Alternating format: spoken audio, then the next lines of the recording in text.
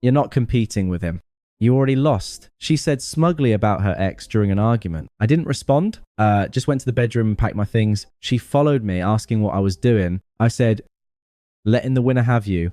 She started crying, saying she didn't mean it like that. I zipped my bag and left. Hey viewers, before we move on to the video, please make sure to subscribe to the channel and hit the like button if you want to see more stories like this. Thanks. Hey everyone. I need to get this off my chest. It's been a wild ride, and looking back, it's almost surreal how one smug comment unraveled everything. But it also set me free in ways I never expected. This is long, but if you've ever been compared to an ex or felt like a backup plan, maybe it'll resonate. Names changed. Obviously, let's call her Emily and her ex Mark. We'd been together for just over 3 years. I met Emily at a mutual friend's barbecue in the city where we both worked entry-level jobs back then.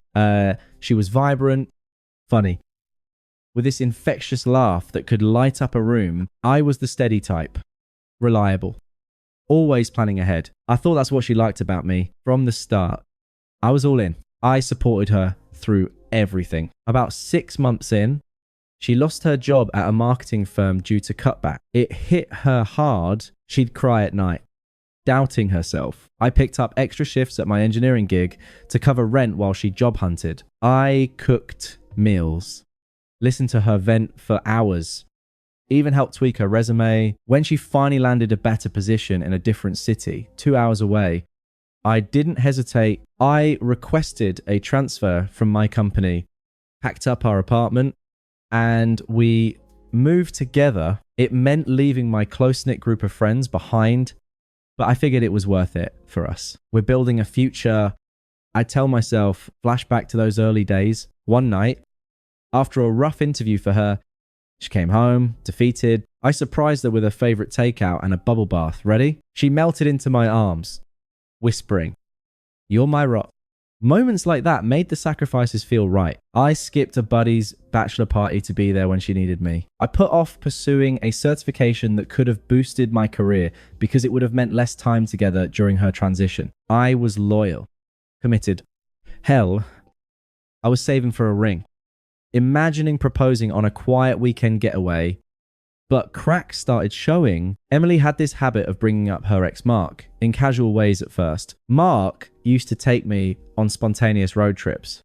She'd say while we watched TV, her tone nostalgic, I'd brush it off, thinking it was just reminiscing. Mark was the exciting guy from her college days. Tattoos, motorcycle, always chasing adrenaline. They broke up because he was flaky, cheated once or twice, but she painted him as this larger-than-life figure. Over time, the comparisons got sharper, especially during arguments. It started subtle. If I suggested a budget for groceries because money was tight after the move, she'd roll her eyes. Mark never worried about pennies. He just lived in the moment. Or when I planned a cozy date night and instead of hitting a club, "You're so predictable." Mark would have surprised me with tickets to a concert. I felt the sting, but I'd swallow it. She stressed, I'd rationalize.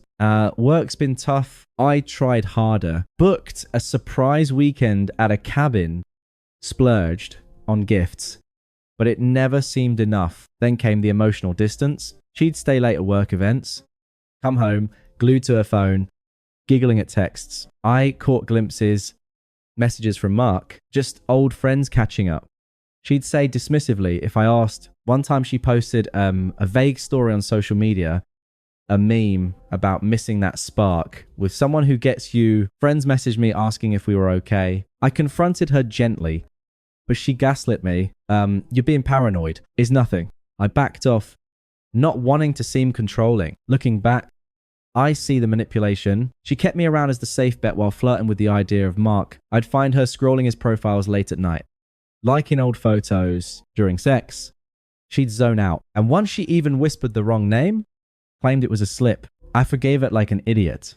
But it built up this constant feeling of being second best. I was pouring everything into us while she treated me like a placeholder. The breaking point came one Tuesday evening. I'd had a long day at work, dealing with a project deadline that had me pulling over time. I got home, started dinner, hoping for a quiet night. Emily walked in, Slamming the door. Why didn't you text me back earlier? She snapped. I'd been in meetings, but apparently that wasn't good enough. It escalated quickly over nothing. Me forgetting to pick up dry cleaning or something trivial. You're always so wrapped up in your safe little routine. She yelled, Mark would have dropped everything for me. I stayed calm. Emily, can we talk about this without bringing him up? She laughed, that smug, cutting laugh. Why? You're not competing with him. You already lost. Her eyes were cold, like she'd been holding that in for months. It hit like a gut punch. All those sacrifices, the loyalty, and this was how she saw me. A loser in some imaginary race. I didn't yell back. Didn't beg or argue. The words hung in the air, and something inside me clicked. I stood up, walked to the bedroom, and started packing a bag. Shirts, pants, toiletries, methodical, like I was prepping for a business trip. She followed a minute later, confusion replacing the smugness. What are you doing? I zipped the duffel halfway, letting the winner have you. Her face crumpled. Tears started flowing. Wait. No. I didn't mean it like that. It was just an argument. Come on, don't be dramatic. I finished packing, grabbed my keys. Goodbye, Emily. And I walked out the door. Her sobs echoing behind me. That night, I crashed at a hotel. Then a buddy's couch in the old city. Locked her number, socials, clean break. The confusion hit hard in those first days. Why had I stayed so long? The unfairness nodded at me. I'd given up so much only to be discarded like that. But I didn't reach out. Instead, I focused on me. Hit the gym, reconnected with friends, dove into that certification. I'd postponed. Life started feeling lighter without the constant comparisons. Weeks turned to months. Mutual friends filled me in unprompted. Emily had reconnected with Mark almost immediately. Posted pics of them on dates looking happy. But it unraveled fast. Mark was the same unstable guy, jealous rages, disappearing for days, even got physical once from what I heard. He cheated on her with an ex of his own, then ghosted. She lost friends who saw through her crap. Turns out they'd been defending me behind the scene. Her job suffered. She got demoted after missing deadlines amid the drama. Then the attempt started. First, a text from a new number. Hey, can we talk? I miss you. Ignored. Calls from her sister. You're being childish. She needs you. Hung up. She showed up at my old workplace. Thankfully, I transferred back. Desperation ramped up, revealing her true colors. But that's for later. Right now, I'm thriving. New job, new city vibes, even dating someone who appreciates the real me. Emily, she's irrelevant. That drive away from the apartment felt endless. The city lights blurred through the windshield as I gripped the steering wheel, my mind replaying her words on loop. You're not competing with him. You already lost. It wasn't just the smugness in her voice. It was the casual cruelty, like she'd been tallying points in her head all along. I'd been loyal, bending over backward to make her happy. And this was the thanks, a dismissal. Like I was some failed audition. I checked into a cheap hotel that night. The kind with thin walls and buzzing fluorescents. Sat on the edge of the bed, bag at my feet. Staring at the wall, confusion washed over me in waves. Why had I ignored the signs? The late nights on her phone, the way she'd pull away when I tried to hold her, the constant erosion of my confidence with those jabs about Mark. Flashback to a month earlier. We'd been at a dinner with her co-workers, and she laughed too hard at a story about her wild college days with him. I felt eyes on me, pitying, but I smiled through it. Squeezed her hand under the table. Love makes you blind, they say. Turns out it also makes you a doormat. The next morning, I called my boss and pushed through that transfer back to my original office in the old city. Crashed on my buddy Jake's couch while I hunted for a new place. Blocked Emily everywhere. No texts. No socials. No loopholes. It was a clean detach, like ripping off a bandage. The silence hit hard at first. I'd wake up expecting her good morning message. Then remember, days blurred into routines. Work. Gym. Grabbing beers with friends. I'd neglected. Jake slapped me on the back one night. Dude, you dodged a bullet, maybe, but it still stung. I let the unfairness simmer without acting on it. No angry posts online, no venting to mutuals, just processed it internally. Why beg someone who saw you as a loser? I journal a bit. Yeah, sounds cheesy, but it helped. Entries like, today I realized her excitement was just chaos. I deserve peace. Started that certification course, aced in weeks, landed a promotion that came with a pay bump, reconnected with old hobbies, hiking trails I hadn't hit in years, reading books without interruption, life without the emotional whiplash felt steady. Good. About a month in, the karma started trickling through. I didn't seek it out. Mutual friends spilled during casual check-ins. Emily had jumped straight back into things with Mark. Posted a photo of them at some bar. Her caption, rediscovering old flames, smug as ever, but it didn't last. Mark was the same guy she left before, unpredictable, with a temper that flared over nothing. Friends said he got jealous when she talked to male co-workers, accused her of cheating. One night, it escalated. He smashed her phone during an argument, then stormed out. She tried to downplay it, but word spread. Then the discard. Mark ghosted her after a couple months, right around when his own ex came back into the picture. Left her with a half-empty apartment and a bruised ego. Her job took a hit too. Missed meetings. Distracted performance reviews. Got demoted to a junior role. The stress piling on. Friends who once defended her started pulling away. One told me, we saw how she treated you. The truth came out. Isolation set in. Family tried to rally, but even they admitted she'd messed up. It was ironic. She chased better and ended up with less. I didn't gloat. Just noted it as the universe balancing the scales. The confusion faded as I sat with it. Mornings became easier. I'd brew coffee. Plan my day without second ging. Flashback to our last good weekend. A picnic I'd packed. Her head on my shoulder as we watched the sunset. This is nice, she'd said, but even then, her phone buzzed with a text from him. I'd ignored the pit in my stomach. Now that pit was gone, replaced by clarity. I wasn't the loser. She'd lost me. As the months rolled on, 3. Then 4. The attempts began. Subtle at first. Then desperate, I stayed detached. But it revealed her hypocrisy in full color. Power had flipped. She was unraveling. And I was building. It started with a text from an unknown number. Hey, it's Emily. Can we talk? I miss us. That fight was stupid. I read it, felt nothing but a faint echo of annoyance. Deleted without reply. A week later, another, please. I know I hurt you, but let's fix this. Ignored. Then the calls ramped up. One evening, my phone rang. Her sister's number. I answered, figuring it might be an emergency. Alex, it's Sarah. Look, Emily's a mess. You need to talk to her. She's crying all the time. Says she didn't mean those things about Mark. I kept my voice even. Sarah, this isn't my problem anymore. But you're being so cold. She made a mistake. Families fight, but they forgive. Come on, for old time's sake. Old times are over. Tell her to move on. Click. Emily tried again herself a few days later. A voicemail. Alex, pick up. I was wrong. Mark was a disaster. He's abusive. Unstable. I see now what I had with you. Please call me back. I need you. Need? Not want. Not love. Need. It twisted the knife a bit, but I erased it. The desperation escalated. She unblocked herself somehow or used a friend's phone for more text. Why are you ignoring me? This is childish. Then she showed up. I just moved into my new apartment. A simple 1-bedroom with a view of the park. Doorbell rang one Saturday afternoon. Through the peephole, Emily. Disheveled. Eyes red. I opened the door a crack. What are you doing here? Alex. Thank God. Let me in. We need to talk. No, we don't. Her voice cracked, but there was that edge.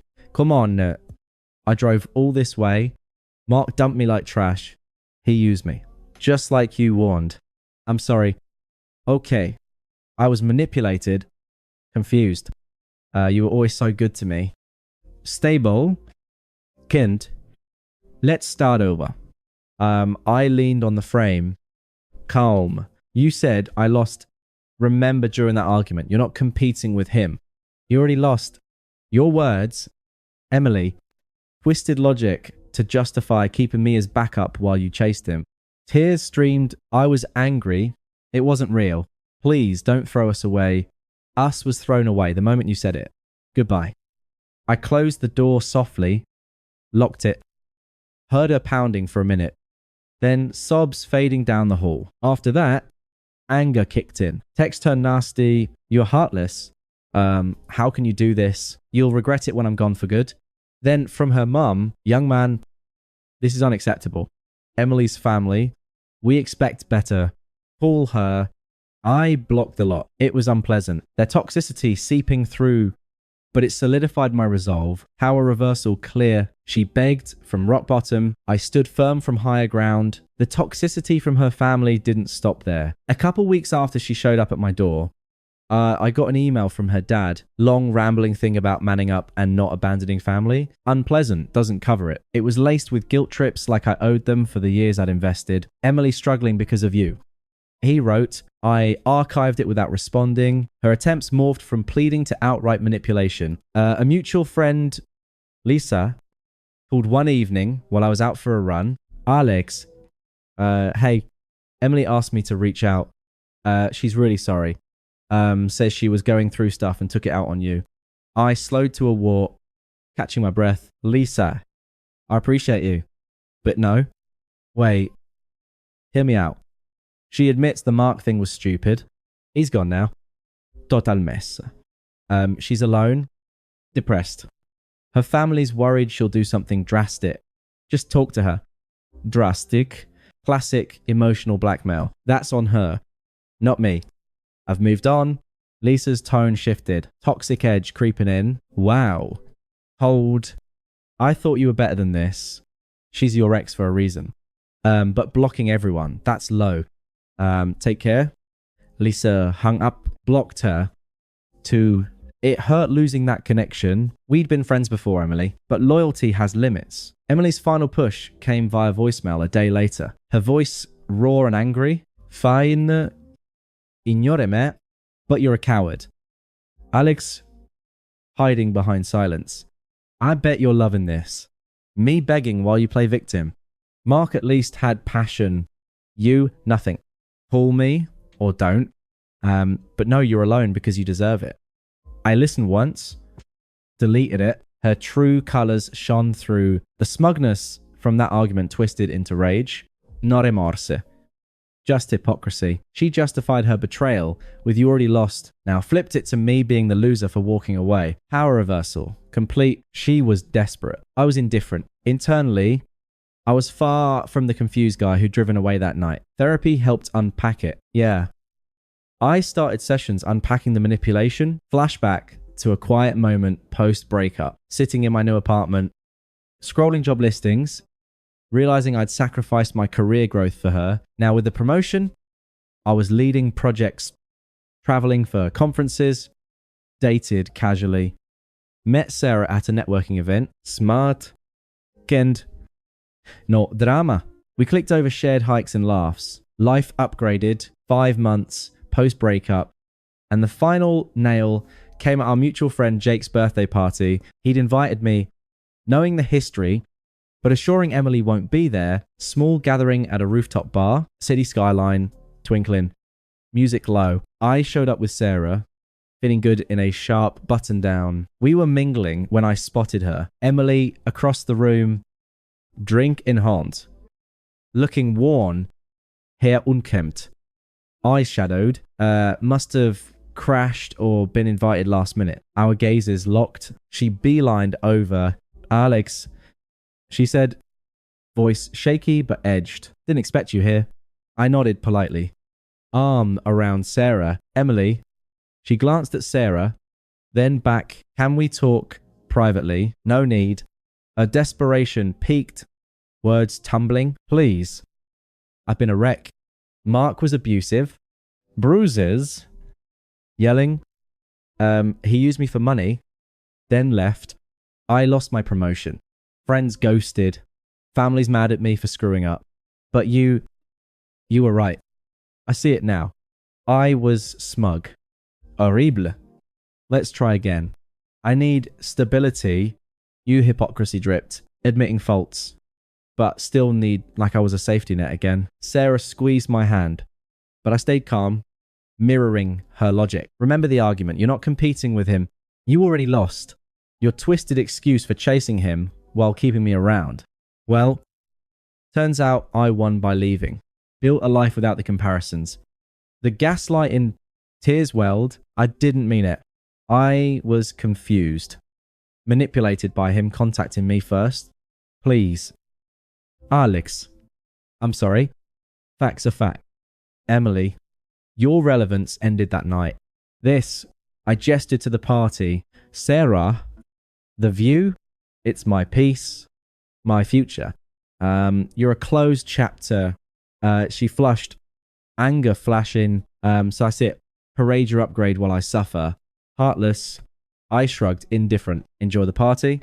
Turned away, pulling Sarah to the bar. Emily lingered a moment, then left early. Head down. Mutuals whispered. Her downfall on display. My growth evident. That night sealed it. No lingering care. She was irrelevant to my happiness. I've blocked the past, embraced the now. Sarah and I planning a trip. No ex-shadows. Karma's poetic. She sought better, got worse. Me truly upgraded. Thanks for watching. Make sure to subscribe to the channel and hit the like button. What do you think about this story? Share it in the comments.